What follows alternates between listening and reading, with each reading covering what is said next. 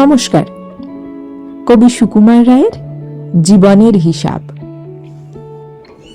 জীবনের হিসাব। বিদ্যে বোঝাই বাবু মশাই চড়ি শখের বটে। মাঝিরে কন, বলতে পারিস সূর্যি কেন ওঠে? চাঁদটা কেন বাড়ে কমে? জোয়ার কেন আসে? বৃদ্ধ মাঝি অবাক হয়ে ফেল ফেলিয়ে হাসে।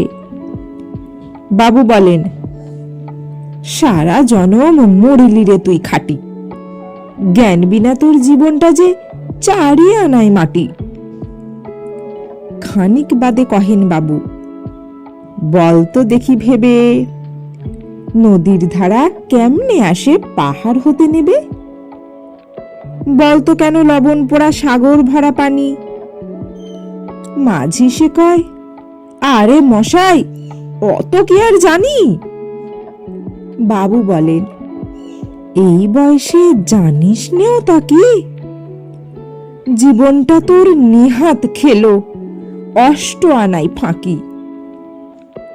আবার ভেবে কহেন বাবু, বলতো রে বুড়ো, কেন এমন নীল দেখা যায় আকাশের ওই চূড়ো?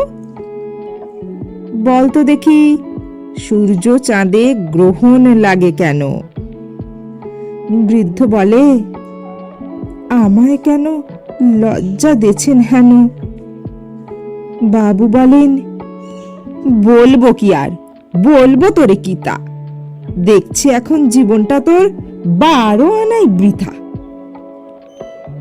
খানিক বাদে ঝড় উঠেছে, ঢেউ উঠেছে ফুলে, বাবু দেখেনি নৌকাখানি ডুবলো বুঝি দুলে। মাঝিরে কন, এ কি আপদ, ওরে ও ভাই মাঝি, ডুবলো নাকি নৌকো এবার, মরবো নাকি আজি? মাঝি শুধায়, সাঁতার জানো? মাথা নাড়েন বাবু। মূর্খ মাঝি বলে, মশাই, এখন কেন কাবু? বাঁচলে শেষে আমার কথা হিসেব করো পিছে, তোমার দেখি জীবনখানা 16 আনাই মিছে। নমস্কার।